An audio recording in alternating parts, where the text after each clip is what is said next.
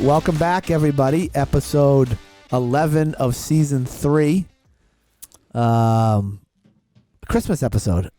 Ho, ho, ho. For everybody that's watching it's probably like on Channel 5 at this point, right? Are we on Channel 5? About to be. Yeah. Oh, we haven't signed the contract yet? Not yet. Okay. They sent it over this morning. How's it look? Did you look it over? There's a couple clauses I would change in it. All right. We'll work on that. But we have Keithy's here in a Santa suit. I am. Top to bottom. Love me Christmas. Brand new Santa suit. Brand new. The other one had a slight casualty in it. And then It looks new. for Root Bear's behind the camera in her, what we call them, those Christmas pajamas? Christmas jammies. Christmas jammies, which could also pass as like lumberjack jammies, right? Yeah, I guess. And I have a red sweater on and was told I look like Mr. Rogers. And our guest this week is James Pugwash Greenwood. Say hello, Puggy. Hello, everyone. Hello, everyone. As you can see, he has an accent and a wonderful nickname, which we're going to get into. Sure. Because I think in one of our conversations in the past decade or so, I'm sure I was told what the nickname, where it came from, but my memory was probably blurred, or is blurred, as to where it came from. Well, But my memory was blurred when I got it. I have no doubt. But we are here for Christmas. But Keithy, what happened with your other Christmas suit? It was, we put it in a place that it should have been stored during Okay. the non-holiday season. Okay. And Your beard getting in the way? and a mouse actually made a home out of it. Oh, really? Yeah, and subsequently passed away in it. Okay. The mouse did. Mouse did. Yeah. Yeah. So we had to get a new one. Did you bury the mouse? No. in the suit? No. Yeah. Everything right together, back in the package, right in the Beautiful. trash. Is that what you did? Yeah. So the mouse went in the trash? Yeah, then right to the dump. Got it. Yeah. I would throw the mouse. I think I would. Actually, I put it in the recycling bin at the dump. Of course you did. They have recycling for animals now. Put your dead animals in there. Oh. So- Composting. So I watched my show, my Aerial America. Have you ever heard of the show, Puggy? No. Aerial America. It's on the Smithsonian Channel, and they essentially do a flyover of all the different states, and they tell you the historic significance of different areas in the states. And so they did Wisconsin, and a couple things that I thought really interesting about Wisconsin. I know it doesn't sound like right. Everyone thinks Wisconsin. You think, what do you think? Cheesehead. Cheese. T-Pain. Who? T-Pain. Who's T-Pain? Who's T-Pain? I can't wait for the girls to listen to this. Yeah, who is they'll know T-Pain? T-Pain Who's T-Pain? I'm assuming he's a singer. It's a singer. He rhymes mansion with Wisconsin. But is he from Wisconsin? No, Oh. but he's known for that. So your Wisconsin reference is a rapper that used the name Singer. Wisconsin in Singer. a song. Yes. That's it. Yep. Okay. In the 70s You know show. you're an adult, right? Yeah. Okay. In that 70s show. Oh, that was in Wisconsin, right? Yeah. That's a great show. That is a great show. But cheese and what else? What else do you think of when you go to Wisconsin? I have something else I think about. Wisconsin is it's known as the capital of something in the world for Cheese. No, Cranberries. something else. No, Yeah, a lot of A lot cranberries. of cranberries. it's like elastic bands or bicycles or something weird. Google it. The world's biggest elastic ball. Something, yeah. There's something in So Wisconsin. 3 things that started, and we don't talk, just so we're clear, Puggy, couple rules. Mhm. No politics, no religion, and no hot topic hot button topics that would, cause people to trigger. Yep. But 3 things that started in Wisconsin. Kindergarten. Kindergarten was started in Wisconsin. Hmm. The Republican Party. The Republican Party was started in Wisconsin. And does anyone know the third thing that I thought was really cool? Well, you probably don't because I think it's cool, but Harley Davidson. Ooh. That is cool. Yeah, Harley Davidson was started. 2 guys, one guy with the last name Harley, one guy with the last name Davidson, started making motorized bicycles out of a shed in the backyard, and it turned into Harley Davidsons. That's pretty cool. Yeah. So I would have an issue if I was Davidson, though. Because your name's second. Yeah. Out of alphabetical order. Yeah, but like You're complaining you don't about? say I got a Davidson, right? Everyone's like, I got a Harley. I got a Harley. Yeah. No one says I got a Davidson. No. And very few people say, Yeah, but too many syllables. Yeah, You're going from 2 to 3. I agree. It's like going one more. yeah, You need to go one more when you have a Shorten it. ripping exhaust. I know, Harley. In my humble opinion. I would like but no one really says I have a Harley Davidson either, right? Just say I have a Harley. Harley. Yeah. That's it. Yeah. Interesting. What would you say if you had a Harley Davidson? I'd say I'd have a Harley. But if I'm Davidson, I'm pissed. I guess he does not that mad. He's cashing checks, right? Right. He's doing just fine. His name is on the door. His name is on the door. The other thing that I thought was very interesting about Wisconsin is, you ever heard of the architect Frank Lloyd Wright? Yes. Very famous architect, right? Very famous architect. Well, he had a house that was called Taliesin in Wisconsin, and he built it for his mistress. Yeah. So he was building a house for a client and fell in love with the client's wife. Okay. So the client and his wife got a divorce, but Frank Lloyd Wright's wife would not give him a divorce, wouldn't grant him a divorce. This is like back in 1914. So he just said, well, I'm going to build this house and I'm going to have my mistress and her kids live there, and I'm essentially going to have two families. I'm going to have my wife, and then I'm going to have my mistress with her two kids living at this mansion called Taliesin, and he would go there and he would design buildings or whatever. So the wife knew? The wife knew. Oh, that's crazy. Yeah, everybody knew. It was like public knowledge. He had this thing going on the side, which wasn't really on the side. Anyway, so what happens is she ends up getting murdered in the house Suspicious. by the cook. The cook loses his mind, kills the wife and the two kids with a hatchet, and then tries to burn the house down and kills like 3 or 4 more workers at the house, like 3 or 4, like, the gardener and they were all sitting in the dining room having lunch that this guy cooked them. He took a butcher's knife, a butcher's cleaver, killed the wife or the mistress, killed the 2 kids, lit the place on fire, and as a result, 3 more people died. Wow. Frank Lloyd Wright goes back and rebuilds the building, gets another mistress, puts her in the house. The house burns down again because of bad wiring. Would you rebuild it a third time? Might as well. He did. Third time a charm. He did. He went back and rebuilt the thing, and it's still there today. It's a museum to him. And another mistress. I don't know that he got another mistress. I think he might have maybe learned his lesson. I'm assuming the whole point is the stars align here because Lloyd Wright was the basis with all his mistresses for creating kindergarten with all the illegitimate children they had. Maybe that's Is that how yeah. this goes? I think that's how I'm it assuming goes. that's where your mind is Yeah, going on this. maybe you're right. Maybe that's why kindergarten was started, because of all of Frank Lloyd Wright's kids. Yeah, a Such a horny wild constellation. Can I That's just- a wild I story. was Yeah. not expecting that story today. Yeah. I'm just going to jump in real quick. Wisconsin actually has the largest penny, Okay. world's largest six-pack, Okay. the world's largest round barn. Okay. That's not a good one. World's largest kettle of soup kettle, Okay. and the world's largest badger. Okay. Yeah, so Wisconsin it's very Badgers. famous. Yeah, They're the Badgers. University of Wisconsin Badgers. great school, Great school. So it's very famous. very famous.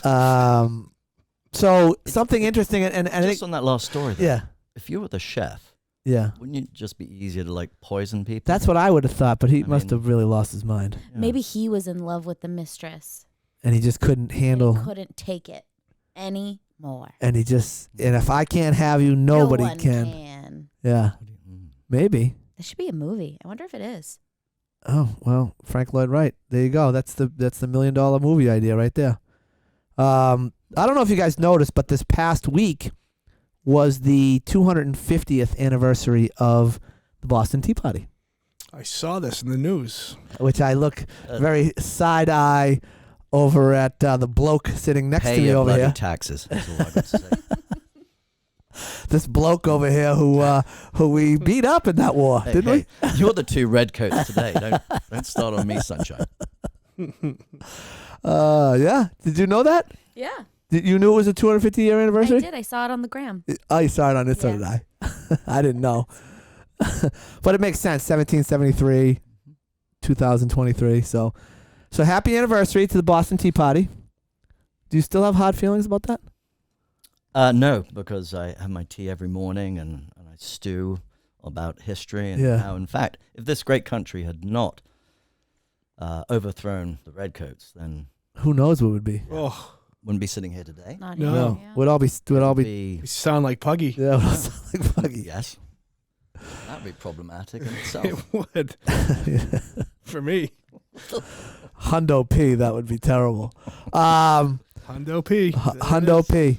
The other story that I heard was, you know the book Into the Wild? Have you guys heard this book? Yes. Jack Krakauer wrote it. So I didn't know the story behind it. Have you read the book? I haven't read I've read Into the Void, Okay. which is amazing. And is that sort of the Up Everest? that's Everest. Yep. Into the Wild is Alaska. It's not your thing. I know the book you're thinking of, and it's not that book. This book is Into the Wild. It's about a kid, college stage student who leaves college, graduates college, goes up to Alaska, starts working in some mines, and he wants to go across the Bering Sea. What's Bering that? Sea, to Yeah, Russia. to Russia. Mm-hmm. I think that's his goal. Anyway, he ends up not making it, getting stuck out there, and there's an old van, an old like work van that had been abandoned by a construction company that had been working out there, and he ends up living in that van for like 113 days, and he writes a journal about his time there. He's jotting down notes and stuff like that, and he ends up dying, of course, right in that van. Yeah. They find him, and then that Into the Wild story is the story the 2 years leading up to his death. How we got there, yeah. How he got there. It's there's a great documentary on Netflix on it. Really? Yeah. Yep. Yeah. What's that called? Do you know? I think it's called that, Into the Wild. Into the Wild. I think the book about Everest is Into Thin Air. I think isn't that the book? Yeah, I know the book. I read that book. Oh, it might be Into Thin Air. I read There's that. another one called Touching the Void. Yeah, and that's an Everest Touching the book. Void, which is another Everest book. Yeah. So there's an Instagram follow right now. Or, is that what you call it? Hashtag No, there's like a channel. What do you have? Instagram page that it's called Everett Exploration or Everest Exploration, and it's all these videos and pictures of these people trying to climb Mount Everest, and there's like dead bodies around. Yeah. It's crazy. And The the bo- wind, and The they're bodies like, are all still there. yeah, and they're like hanging off the side of these Yeah. mountains. People are crazy. Crazy. Yeah, my favorite one of that is called Ghosts of Everest. Ghosts of And Everest. it's about the expedition to find Mallory and his team. Oh, they were the first ones that tried to go. They still don't know to this day whether he made it to the top or not. Right. They find him, right? And they actually found him, one of them, with his university friend, his Sandy, I can't remember his full name now, but literally with his hand still in the schist, in the shale, and frozen, like hanging on. And they couldn't figure out and if they found his body. And the real twist in this, and it's the most wonderful book because it's got a lot of pictures, and clearly I like picture need books. a lot of pictures. Yeah, I like picture books. You know, I go right to the middle. Like when you get when you get a soft cover book, I go right to the middle to look at the pictures first, and then I go back to the beginning and start to read. The twist was they still don't know, although they think it unlikely. You know, and these guys were they were climbing in their tweeds. Yeah. And that stuff, amazing. He always said he would leave a picture of his wife at the summit. Okay. And in his book, which they found on him, the picture of his wife, where he always kept, wasn't there. Was not there. Was not there. So the theory being they were on their way down Correct. as opposed to the way up, Correct. because They nobody. think it technically unlikely, but that one piece of evidence, which, you know, someone like him in that days, your word is your bond. Right. So if he said he was going to do it, He would have done it, he would have done it. but nobody found the picture at the top of the mountain. I don't know who to believe. Could have blown away. Could have blown away. I don't think it would last long up there. Yeah. No, I tend to believe that they were on their way down based on that one factoid right there. And then Keith? it's a matter of what you want to believe. Right. And I want to to believe he got up and he's on. I mean, his way. your tweed suits, your Yeah. pigskin leather boots. No. Of course he made it. Yeah, exactly. Zero chance he made it. Realist. romanticist. Right. Yeah. That's the difference between Sandra and I. And I'm not sitting on your knee either. There's plenty of time for that. Oh, baby. Okay. Keithy, you got any jokes today? I do. In honor of our guest. Okay. All right. What did America say to Britain when it fell over? When America fell over? Blimey. It's UK? Oh, very good. Ba-bumch. That was good. I like that one. That was good. Why can't England play chess? I don't know. Because they lost their queen. Oh. Ooh. Oh. That would hurt a little. Sad but That's a true. sad one. Jeez. Sad but Not true. quite the reaction. Why wasn't Jesus born in Liverpool?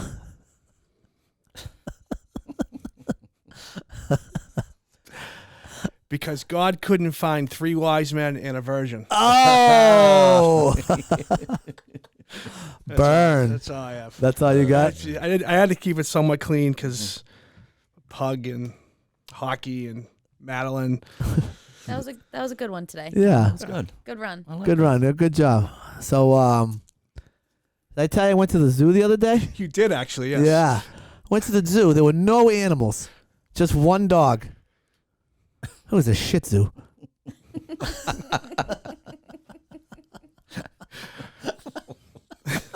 Oh, that's capital. You like that one, right? Yeah. Yeah. Yeah. I like that one. So I'm out looking for apartments, trying to lease up some apartments. I do know, yep. You know what they say about the last apartment that's not rented in a building? No. It's last, but it's not leased. That's a good real estate joke. It is. That's a good, That's a good real I feel like estate that's joke. fitting. As Crowd Lending is our sponsor, Crowd Lending is a hard money lender. We're in real estate, Now we can make them pay the bills around here. Just some nice, quiet jokes there, So let's get into Puggy here a little bit. Okay. James Greenwood. Where were you born? Holland Park, London. Where is that in relation to anything I would know? London. Capital of saying. Is it in London though? In the city? Yes. So that's like West London. So that's like is that like South Boston or Hyde Park, like an area of Sort London? the Back Bay. Okay. Kind of thing. Oh, I won't. South Boston. No, it's not like Hyde Park. No. Back Yeah, Bay. Hyde Park's very smart. It is. Oh yeah. So Back Bay. You were born in the Back Bay of London, Mm-hmm. and who was in the house with you growing up? So, well, mum and dad, Yeah. my brother, Okay. Older or my younger? sister, Brother was older or and younger? I'm the run to the litter. So you're the youngest, Correct. and so brother's oldest, then Yeah. sister, then you. That's right. Got it. And about 6 years between my brother and I, and my sister in the middle, Okay, so she like smack in the middle, 3 years and 3 years. pretty much. Yeah. Okay. And do you go to talk to me a little bit about the schooling in London? Is it because we had Charlie on and he was London, right? Yes, he was. And it seemed that there was a lot of private schools. Was it a lot of private schools at the time? Yeah. Yeah. Yeah. The model is slightly different over there, Yeah. where you do have what we call public over here. They're called grammar schools over there. Okay. And the private high schools, what we call prep schools, are we call public. So I think Charlie said he went to Stowe. Yeah, I think he did. Yeah. So it's the And the opposite. So and the then public of the The school private. he referenced that I went to said everyone goes to Oxford.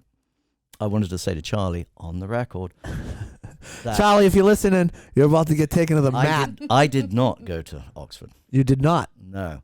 But doesn't everybody want to go to Oxford? Well, I guess, but that's because I did fail the interview. So, okay.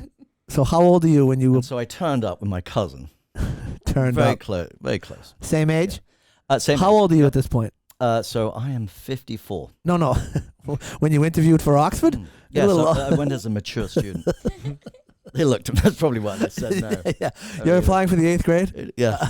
And they So what grade? You turn up for so we turn up for interview. You'd be call it 11th grade. Okay. So 17-ish, and myself and my cousin John had very good friends in the rugby club. Yeah. And we'll come back to that later. Yeah, we'll talk about that. Where my name came from, nickname. And so we, of course, went to see them play, game of rugby, and then, of course, we end up in the pub. Famous one in the middle of Oxford. I mean, Called of the course. Bear. And then you start singing songs, of course, and have a few more pints. And before you know it, the team's singing Father Abraham and on the table and taking their clothes off, which is kind of what you do. Okay. The rugby, a successful game of rugby. I don't know why, but that's just the way it is. And then I went back to my halls. Let's just say, fairly happy, and rolled in and thought, oh, have a nice bit of dinner, good sleep, and ready for interviews in the morning. Well, it turned out that they actually decided, because they had so many applicants for St. Catherine's, was the college I was interviewing for, that they decided to start interviews that night. Oh, no. Yeah. So I rolled in there and I was just grinning like a Cheshire cat. I'm like, all right, come on, all comers. I can handle it. Not a problem. I can talk so much shit right now. Not right now, but at that moment in your life. Oh, and the professor looked at me and it was just like, oh my God, what is going on? And needless to say, he wasn't entirely impressed. Yeah. And I wasn't asked back for a second. You didn't get called back. But I did better than my some other guy who was in there at the same time. The professor turned around to him, and this is where you get this sort of lovely eccentric behaviors at times. He said, "Impress me." And this candidate turned around, and this was the thing. He was trying to do philosophy and some ethereal subject like that. And the professor pulled up a piece of paper. So I opened the paper, I should say, whatever the newspaper he was reading, and turned his back on the guy. So the guy basically thought, what do I say to impress him? So he went round and got his lighter out and set fire to the paper. And he got a second interview. Yeah, well, that's impressive. Yeah, I'm impressed. I like the way I like the way his head worked. Yeah. But this is it. So back up though. Where do you go to school for what we call first, second, third, fourth, fifth grade? Right, so we started off, private school, you get a lot of, those elementary schools, middle schools, as they call them here, usually private. Yeah. I went to one called Hill House. It was lovely, in Kensington, run by a guy called Colonel Townsend, who was one of the very first. He actually did the ski jump for Great Britain in the Winter Olympics. Really? When you had pigskin boots, fixed bindings, and all that sort of stuff. Amazing. He was fantastic, and he was a great outdoorsman, as you can probably tell from that. We would walk around London. We were based in Knightsbridge. I mean, talk about Hyde Park, not far from Hyde Park. We had like maroon knickerbockers, long socks, golden woolly jumpers, and a grey shirt, and that was it. And you played sports in that, you did your lessons in that, you did music in that, because he just thought it was a very practical uniform. And that's the uniform you wore. Yeah. Interesting. Maroon knickers. That's a good look. You must have looked one. Do you have any photos of that from back in the day? Probably dig some up for you, yeah. So, and how long are you at that school?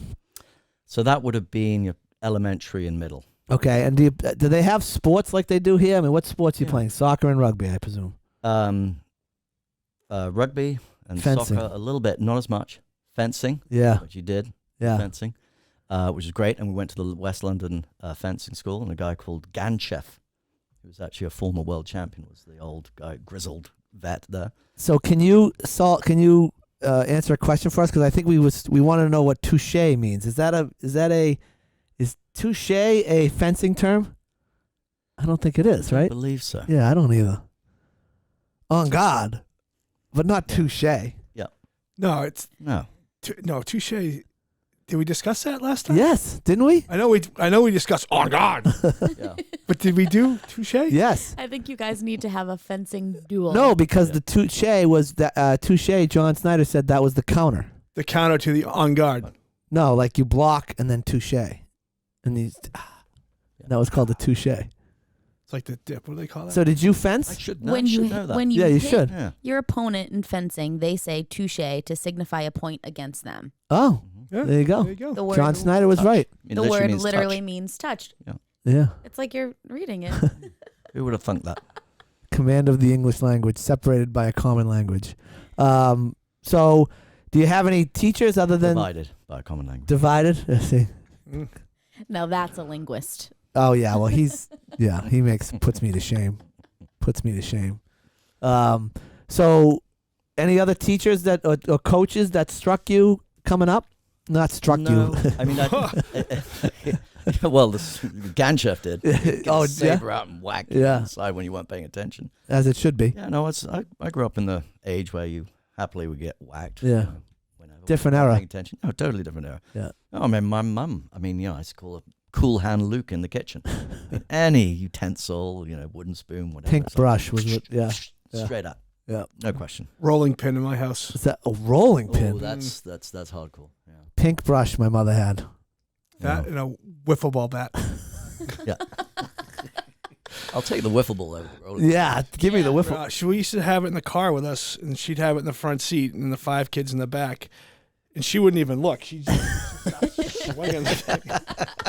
She didn't care who she No, hit. just hit someone. Creating traffic accidents in her Somebody was getting hit. Oh, yeah. Somebody was getting hit. Yep. So through high school and eventually you go to college. Yep. Where do you go to college? University of Edinburgh. And capital of Edinburgh, that's the capital of Scotland. capital of Scotland. So how do you land there? I think I mentioned older siblings, Yeah. and I always wanted to go somewhere further afield, and spoke to a lot of their friends, and everyone I spoke to said they had a fantastic time. At Edinburgh. Yeah. Great place, great city, which it is, fantastic city. So I got in there Wonderful. and went. And that's Yeah. is that 4 years? As an Oxford reject, yeah. Yeah, well, Charlie. I mean, not that I still think about that. Right? No, not that it's staying with you at No. all. I tell you what, a lot of people sit in that chair and they air things that have been hanging around for a while. But it's very comfortable. You're the third guest in a row that has said that. Not that I think about it anymore. Pete Van Auer talked about his state championship loss. John talked about something. I can't remember what it was. The band? Was it the band? Sure. Maybe it was Playing on the Hill. I don't know. Yeah. And now this. But you turned out all right for not having gone to Oxford. Yeah, I mean, despite what everyone else said. Yeah. It was, I navigated my way through. So what did you study when you were in Edinburgh? Well, I mean, obviously a very deep, thoughtful subject. Oh, I yeah. got my master's in geography. Oh, yeah. Yeah, That's so good. Everyone That's thought useful, I could yep. color in a map. Well, I could navigate my way Honestly, from the okay, pub to the hold on a library. second. What do you study in geography that it's a major? I'm not Yeah. being fresh. I mean, I am, but I'm not. Well, so you divide into two, human and physical. Okay. Physical's glaciology, meteorology, geology, Okay. all those hard components. And at one stage, I thought I'd want to be a weatherman. Yeah. And, You would have been a good weatherman. yeah, thank you. Yeah, you're welcome. Yeah. Like on TV, weatherman? Yeah, totally. Yeah, Yeah. we had John Ketley and Michael Fish at the time. There's a great song called Yeah. John Ketley is a Weatherman. Was that like a Beatles song? That I was don't- a one-hit wonder. Okay. It was absolutely ridiculous. And so I thought, well, maybe I'll be a weatherman. I mean, kind of fun. I mean, where else can you absolutely get it wrong the whole time and get Keep your paid job. and, have a smile on your face? Say, don't worry, I'll be all right. Did you ever see the Larry What? David episode with the weatherman? No. You ever see? You watch No. Larry David? No.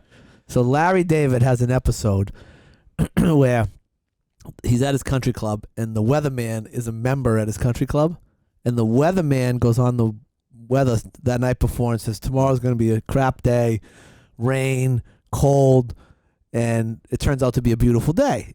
So Larry David goes down the golf course and he sees the weatherman golfing and he says, I know why you did this. You wanted the course to yourself. You told everybody the weather was going to be bad so that you could play golf and not have to wait. And the weatherman's like, Larry, what are you talking about? I got it wrong. Yeah. So it's a pretty funny episode where the weatherman and Larry get in a fight on the golf course because he accuses him of lying about the weather so he can have an open tee time. That's a good plot. Yeah. But Larry David has a lot of those kind of He's funny. silly plots. So after Edinburgh, where do you... And by the way, you're asking when I was born. I got a little surprise here. we got... gifts. Oh, We No, wish you no, a no, Merry this is- Christmas. Oh, That's it's not... right. We thought if if anyone's up for a winter, For anybody on the video, he's now opening a black bag that could have Very guns, cool. a bomb, or wine. Ooh. So this is a really good winter noggin. Okay. All right. So if anyone wants a snifter, all right. Okay. What do we got there? This is the year of my birth. Oh wow! Look at that, 1969. 1969, the end of the hippie era. Yeah. All right. Interesting. And the end of my parents' procreation. They probably Apparently that was after they had me. It's like, all right, we gotta stop here. We're not doing that again. Clearly. That's an interesting case. It's a very cool bag. So if we want to have a crack a little winter noggin, it's It's noon. Christmas party. It is a Christmas party.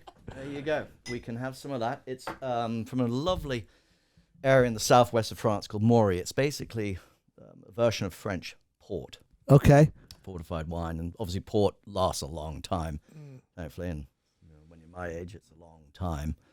And, So how long have you had that bottle of wine? A few years. Okay.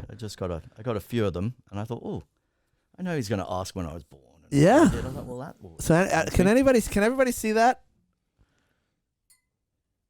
This is the first time we've ever had a show and tell or anybody bring us any gifts Yeah. on the And the little podcast. glasses are so cute. Yeah. You like those? Yeah. I do. Aren't they great? Yeah. Very good little. Great presentation. Yeah. Thank Gifts you. are a great idea Yeah, for the show. they really are for anybody that's out there listening. Yeah. Well, I heard you were about to sign a deal with Spotify, so I thought, oh, Yeah. I got to make a good impression. I mean, what did they say? You're going to get one chance to make a first One impression. one chance to make a first impression. Yeah. So, well, thank you for that. That's very kind. Well, trust me, I'm going to drink it. I know you are. I got to be careful because I got to get on the ice later, so I got to be mindful of that.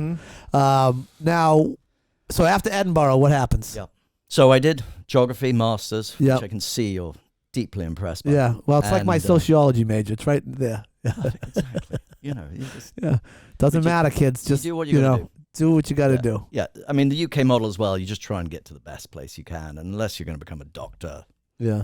or something which really requires you to dedicate studies early, Yeah. doctor, architect, etc. Then you just get a good degree and off you go. And off you go. And I had sub-honors in business and criminology, Okay. which is why I ended up in the City of London. Well, Because then I that's- could navigate so I understand the financial markets and the people involved in the financial markets.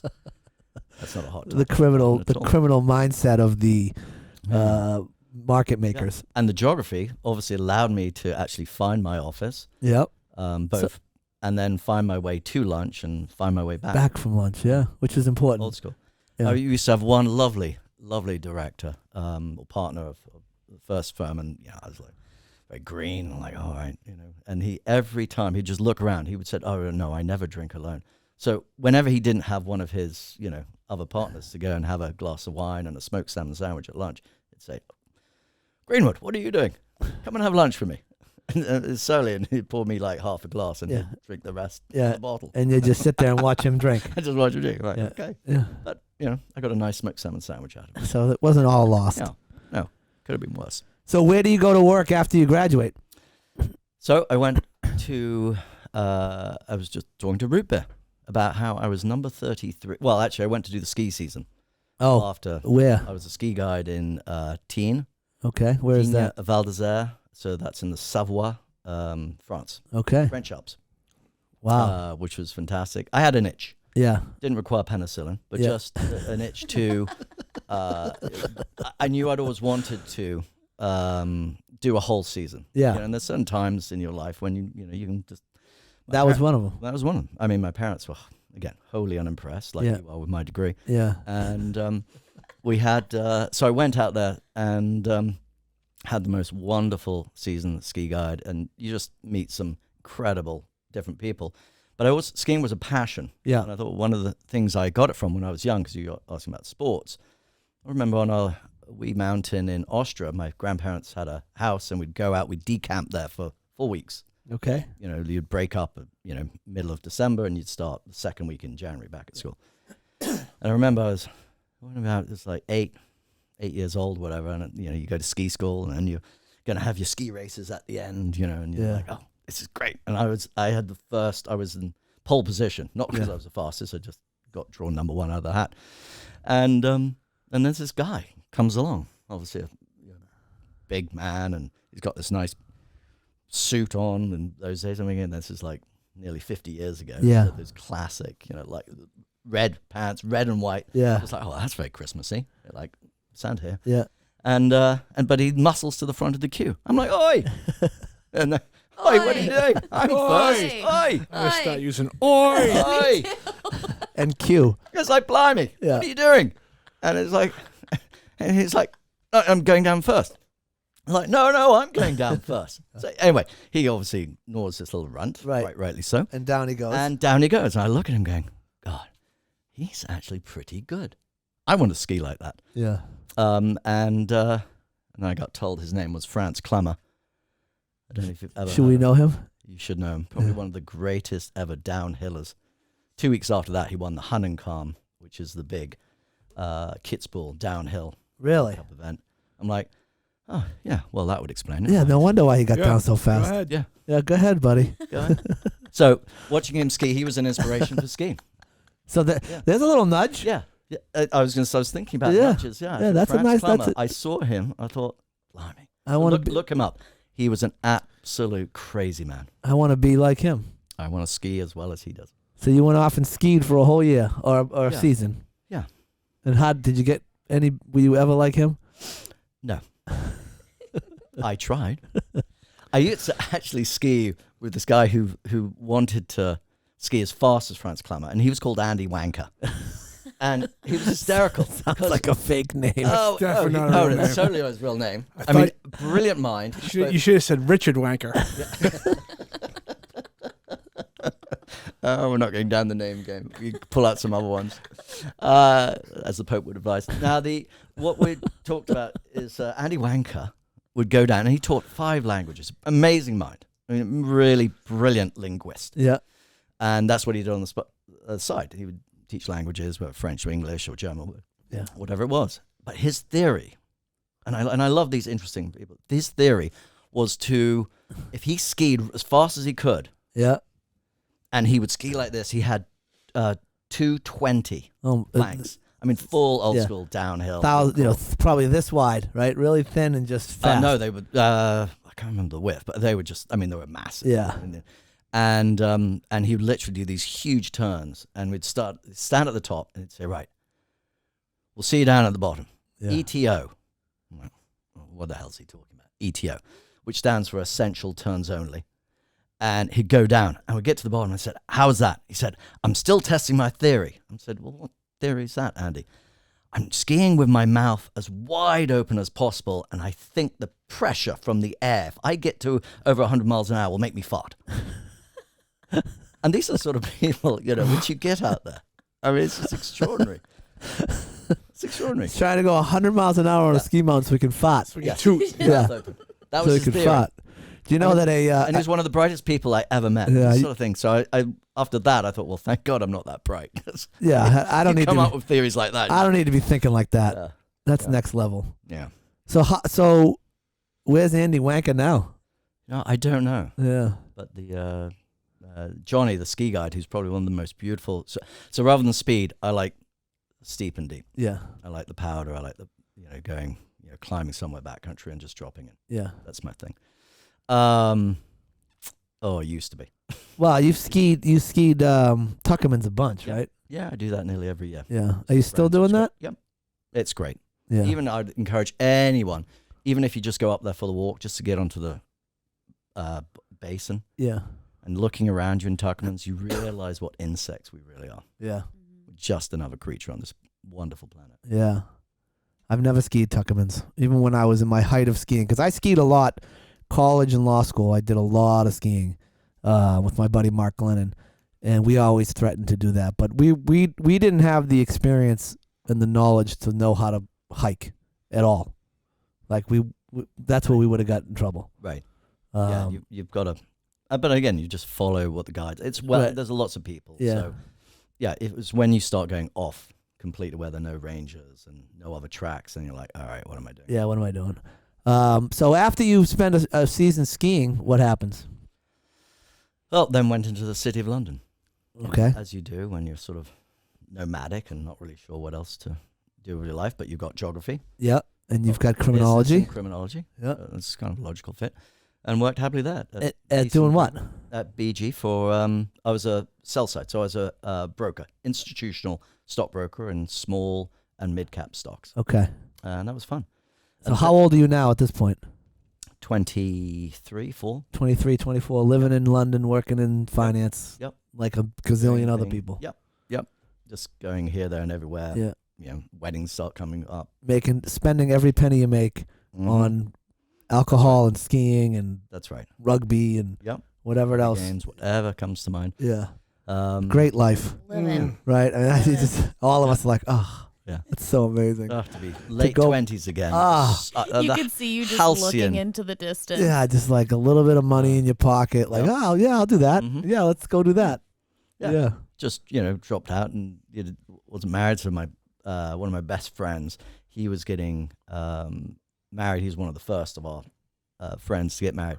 And his dad, because he worked out, he was a safari guide, and then he drilled boreholes, and then he started looking for water in East Africa, and then he was in logistics. And so his stag party was out at Lake Turkana, out in East Africa. Yeah. So of course I flew out for a long Why weekend. wouldn't you? Why wouldn't you? I mean, East Africa. Who doesn't go there? That's just, that's just like jump on a plane. Yeah, that's like going to Quincy. Yeah.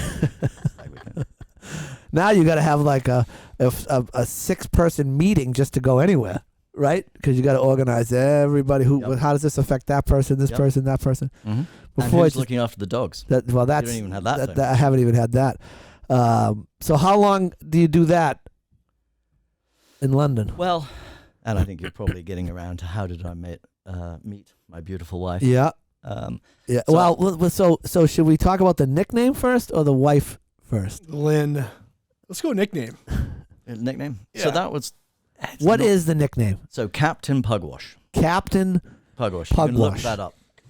He was a cartoon character. Okay. In the UK, growing up. He was a happy-go-lucky, bumbling, stumbling, rotund pirate. Okay. Courtesy of having good friends and crew, ended up always finding the treasure. Okay. And his crew were kind of interesting because the writer of it originally co-wrote a program called The Magic Roundabout. Okay. And The Magic Roundabout had all these sort of mythical characters. You had Zebedee, though, who was always coming in off a high. It was written in the 70s. Yeah. Ermintrude was the cow, was always chewing grass. So Mary Whitehouse back then was one of the sort of first famous censors, as it were, of TV. Said no more, no mass. You can't do that. Can't do that. So he a few years later. So the Roundabout was a show. The Roundabout was another kids show. Okay. Said, like a cartoon. Cartoon show. Yeah, you can't do that for kids. So he came up with one of the co-writers of that. Came up with Captain Pugwash, a guy called John Ryan, and basically in the crew was Abel Seaman Staines. Okay. Master Bates. Abel Seaman Staines. Yeah. Roger, the cabin boy. And a few other, scurrilous individuals on the high seas. I don't know if I just broke the family show rule. But there we go. No, I mean, you're just describing a cartoon for kids in London. Right. Wow. And it's based on a ship? On a ship, yep. The Black Pig. My God. But you could do... Well, okay. And his arch nemesis was Cutthroat Jake. Cutthroat Jake. Yep. Yeah, he was a much cleaner individual, so I don't know. So Captain Pugwash. Yeah. And you get that nickname when? Well, it was really it sort of came to the fore as in a rugby club at university. Okay. Yeah, just so we say it was just easier. So someone knew the show and indicated that you, either via the body type or the lifestyle. Right. And he had a goatee then, so of course I was trying to be a sort of beardy, weirdy, student. Beardy, weirdy. Not have to spend my money on beer versus cosmetics and shampoo and, It sounds like a compliment to me. Happy-go-lucky, good friends, yeah. find the treasure. Yes. That's the dream. Yeah. I mean, I guess the only, if I'm hearing the description of the character right, it's kind of like he was he couldn't have done it without, he was lucking into the finding of the treasure. Correct. Because of his friends and people around him, and a Correct. good crew, and they were kind of guiding him in the right direction. Yeah. Like he couldn't have done it on his own. That's I don't know that I. Those were his Nudges. Yeah. Yeah. Like, come on over here. Pugwash. Like, who was the? Yeah. I'm trying to think of Mr. Magoo. Remember Mr. Magoo? Mr. Magoo. I do. Do you remember Mr. Love Magoo? Mr. Magoo. Yeah. Do you remember Mr. You probably don't remember. Very lovable. Yeah. But he was the same type of guy, right? Like, haphazardly went through life, but always ended up at the end just fine. That's right. So that's where it sort of all sprung. So it started at Pugwash and turned into Pug. Yeah. Yeah. Or, derivations thereof. Yeah. PW, Puggy. The girls like to call me Puggy. Of course they do. I'm not sure that really makes it very sexy. Oh, it does. Puggy. Does it? Yeah, definitely. Yeah. I see the sex just dripping off the nickname Pug. Yeah. I mean, just like, Mhm.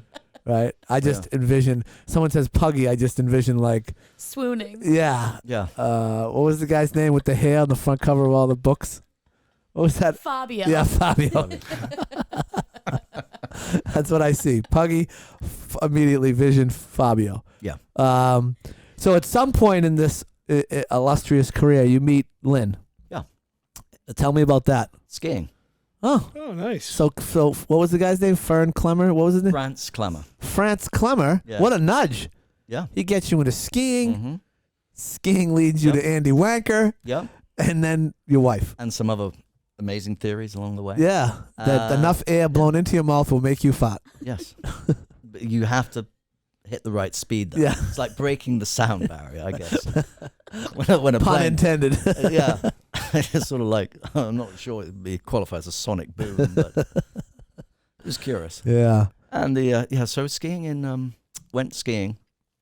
Actually, funnily enough, I guess you could say from France Climber, I was actually this thing called Interbourse, which means stock exchange in French. And it was basically, it's a global, once a year, global stock exchange ski races. I mean, it's just an excuse for a party. So this is the stockbrokers go and Yep. race each other? That's right. That's right. Wow. And it's basically a week-long party, and the race is on Friday, which, of course, by that stage, Yeah, everybody's you're legless. shot, totally Yeah. shot. And so I was racing for the London Exchange, and Yeah, do you have to make that team? Like, or do you just say, I'm sign up and kind go? of. I mean, well, yeah, they sort of, you sort of know, and you sort of ski with other friends who know. It's like, oh, yeah, he can ski. You should come along. Yeah, that's right. I mean, some of the teams, like the Alberta Stock Exchange, they had a guy who had been on a crazy Canuck. So it's essentially Maybe downhill. it's essentially men's league skiing. Yeah. Yeah. That's right.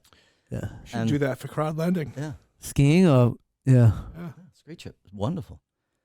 When are we gonna ski? I got like Hockey 3 hours season. off in the next 3 months. It's true. Okay, so you're at Interboss. Interbourse, yeah. And it was in Samoritz, Yeah. Switzerland. And Lynn happened to be there with her two good friends. One who was a roommate, Maria, Yeah. who worked for State Street, so in the financial world. Lynn had absolutely nothing to do with the financial world. And she was in Boston. She was in Boston. living They up. were living in Charlestown. Okay. Those two. And so Maria said, come along. It's just a great fun Yeah. event. And then Jane was the third one. So it was like I met them, and I happened to be assigned. We were the host exchange.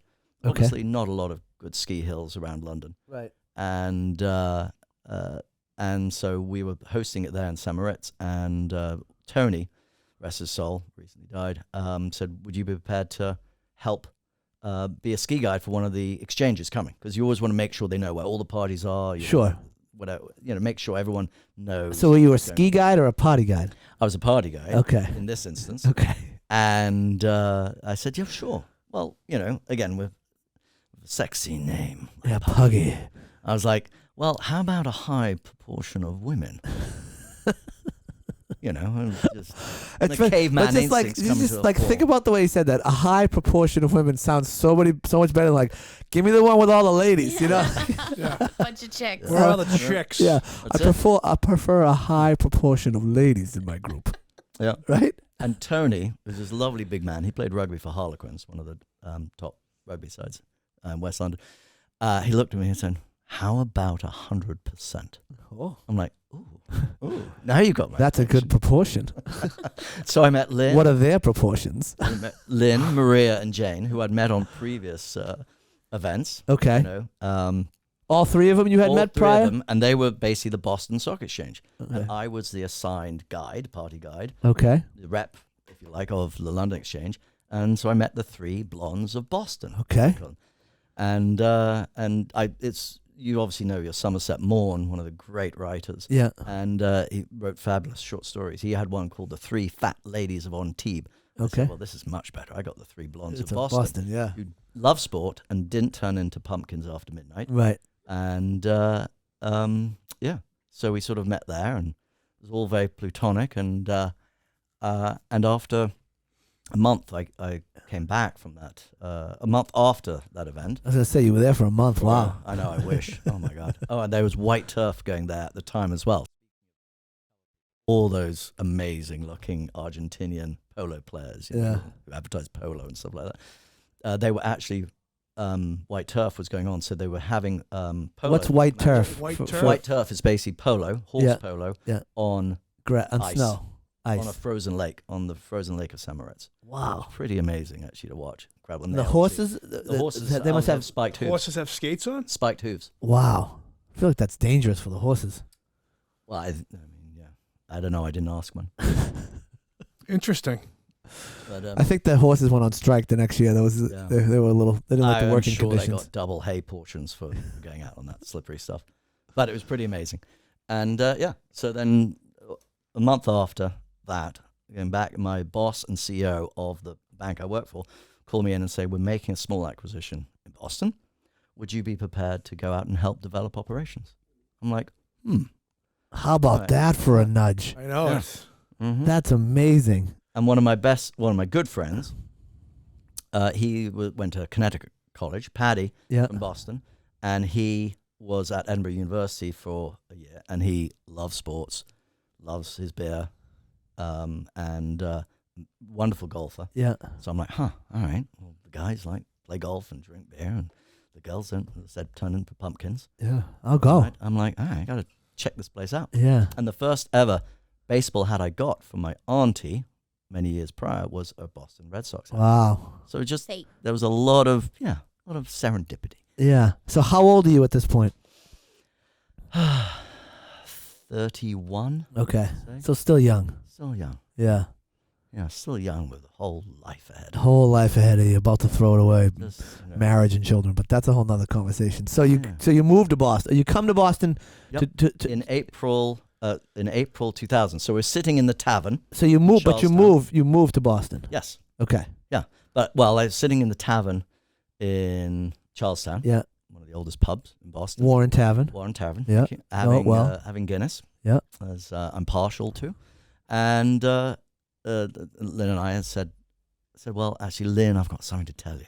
Lynn is my wife.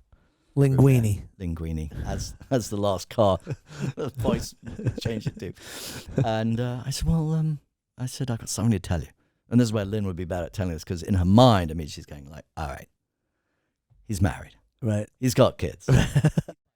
Right. It's like, what's going on? It's like, how do I get his bag out of my bedroom window? It's been jammed for a year and a half and no one's come to fix it. It's like, this is going to be how do I get it? And I said, well, I'll move to Boston. And she said, oh, all right, well, next round on me then. and off we went. And as they say, the rest is kind of history. So you live in Charlestown and you have your first... Lynn does. I had got a flat, with the company in Beacon Hill. Okay, so you're in Beacon Hill. She's in Charlestown. Mm-hmm. And how long until you get married? So, well, I guess we started courting. I guess that spring. Courting. That spring, and we got engaged about 18 months later. Okay. So pretty quick. Yeah, but that's when you know. You know. Stars were aligned. I don't know. I mean, it was like 5 years for me before I popped the question. I was like 2 weeks. Yeah. You were? No, it wasn't 2 weeks. He said he locked that up. Who said that? You. All right, 2 weeks in a day. I'm hearing. We'll give you 2 weeks in a day. How long was it? How long were you before you were engaged? I think we were dating. I moved in like 2 weeks later. Maybe 3 to 6 months later, we're engaged. Come on. When you know, Danny. Oh man. Locked that Well, up. I gotta tell you, Johnny Cops should Johnny lock Cops Yeah. that. Up. Well, that's how I know that he locked that up Yeah. because Johnny Cops isn't locking anything up. he hasn't. Yeah. Like, go figure, Johnny Cops. If I lock it up, Johnny That's your Cops. job. Just your job. So Johnny Cops, if you don't know, is Root Beer's boyfriend. Ah, He's a state trooper with the Massachusetts State Police always good to know. in the homicide division now. He is criminal. Oh my God, crime scene. He's crime scene. We've tracked his career. Crime CSI. scene, We've yeah. tracked his Mhm. career on this podcast. He's gone from being on the road to being an instructor at the Firearms. firearms instructor in New Braintree. Yep.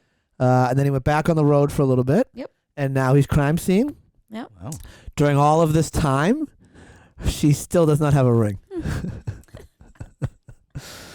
I think it's gonna happen. I think it's gonna happen over. And the he next doesn't week. listen to the show either. He doesn't. Yeah, he better not because he wouldn't like me. Yeah. And he right now he likes me. It's all right, Johnny Cops. I'm here for you. So I got to tell a joke, even though we're not in jokes, but I got to tell a funny joke. So this guy brings his buddy home from work, and unannounced, doesn't tell his wife that he's bringing his friend home, and the wife is there. And she's got no makeup on. She's still in her pajamas. The house is a mess. There's no dinner cooked. And she says to him, she's all mad at the husband. She says, "But why did you bring him around? I haven't done my makeup. I'm not dressed up. The house is a mess. And I haven't cooked dinner." And the guy says, "Well, he was thinking about getting married. I wanted to give him a demo." That would fall under the harsh but fair Yeah. category. Sad but true category. Okay, so eventually you ask Lynn to marry Yes. you. Yes. Okay. And you On get a beach in Maine. on a beach in Maine. Oh, that's nice. Yeah. Well, Yeah. she That grew is up in the nice. top drawer of her parents' dresser on Black's Beach down in West Falmouth on the Cape. Yeah. So she was an August baby, so spent it first. So she's always been the beach and the sea is, well, as you know Yeah. by now. That's we just love the ocean, so and being on a beach. So yeah, I thought that would be somewhat slightly different. And first night, actually, I fell into a sandpit, which obviously I'm assuming a child had dug. And Call those ankle breakers. yeah. I was like, oh, well, while I'm down here. And she's like, "Oh, you're such an idiot." Yeah. So I had to ask again, a little bit more corpus mentis the very next night. So not only she got You faked her out. she got 2 proposals. Yeah. Two proposals. But was the first one real? And she actually ended up with 2 engagement rings too, which is another story. All right.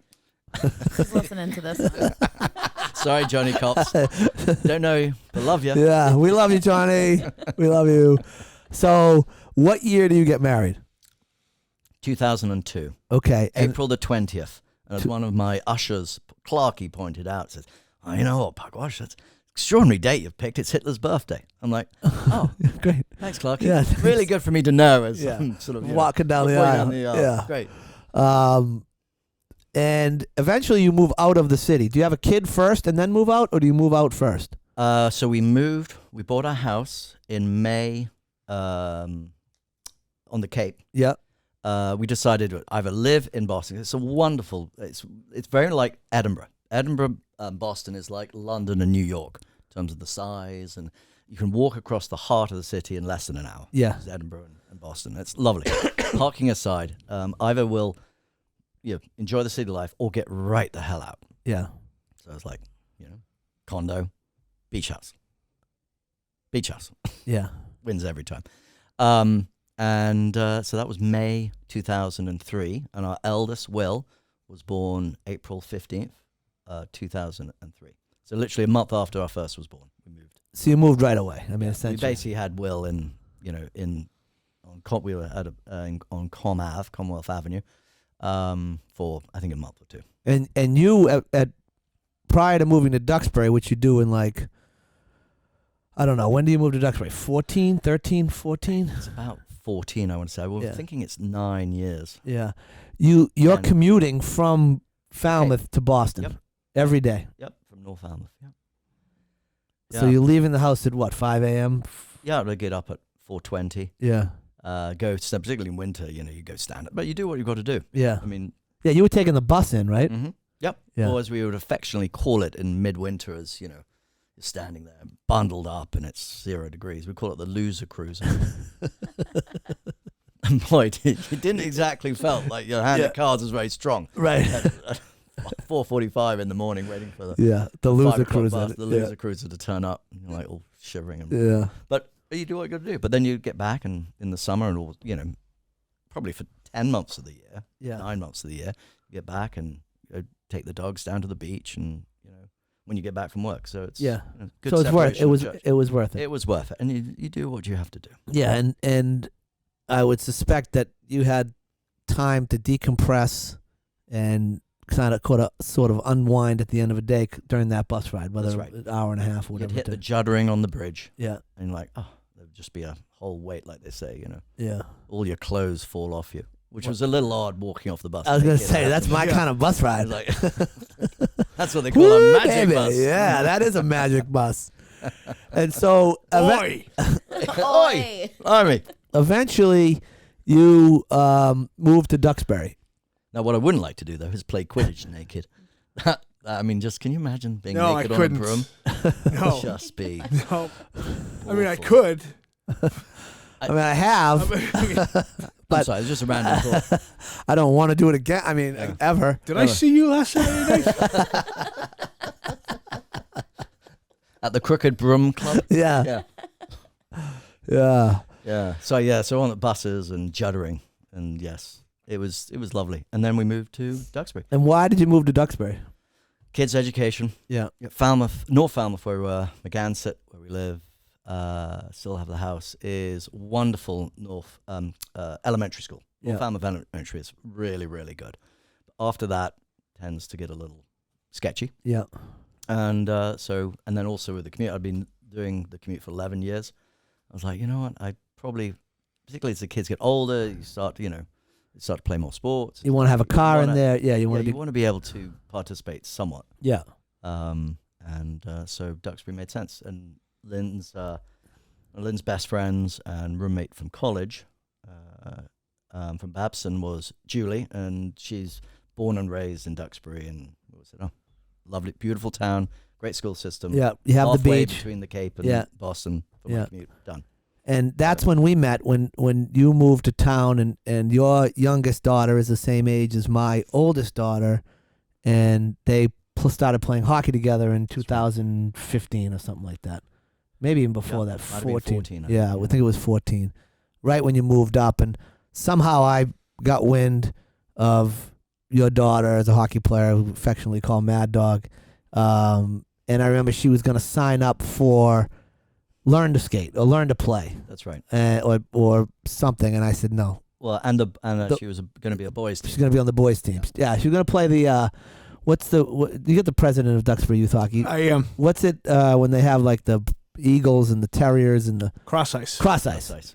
Yeah. And I said no. She's going to play girls with my daughter because we need players. And we were out. Keithy was part of that. We were out literally recruiting 7, 8, 9-year-old girls to play in a U10 league, and she was one of them. And she ended up playing 3 years in that league with my daughter, and then another subsequent a whole bunch of years. So over the last decade or so, we've coached Mad Dog and had numerous pints with Puggy and Lynnguini. Yep. And now you've got.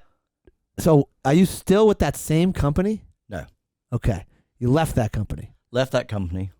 Went to, and that was, so if you think about the timing, April 2000, I moved. Yeah. And literally that was just as the tech bubble was bursting in 2000. Yep. So the air comes out of the balloon, and I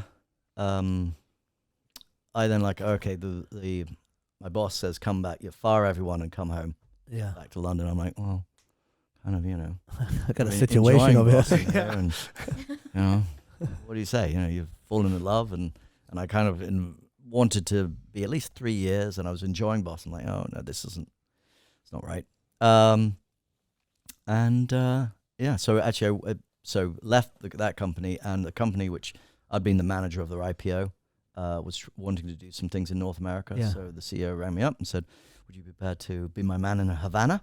I said, yeah, I'd love to do sort of corporate finance type thing for him. And that was fun. And we did that for 2.5 years.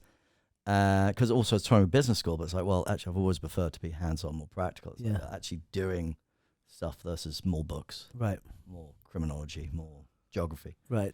More colouring in maths. Well, professors telling you. And so I was like, did that practice, and then left there 2.5 years later because it just wasn't, we actually didn't work out. But it was a great experience, and went to Lehman Brothers. Okay. And I was there for like 2-3 years, and left there October 2007, a year before that shit went down. Right. You got out just in time. Yeah. Wasn't prescient, but it was just for me the right time to go, and I've been in my current job for 16 years. 16 years. 16 years. Yeah. What's the name of the company? Mellon Investments. It's a long time with one company, especially this day and age. Well, I feel like people move around a lot more now. Right. Well, thankfully they keep restructuring, so it doesn't feel like I've been at the same company for. Got it. A little corporate changing here and there. And you got one son in college. 2. Oh yeah, 2. That's right. Mm-hmm. Roanoke. Oldest Roanoke. is at Roanoke. Next one's at Virginia Tech. That's right. How's he liking Virginia Tech?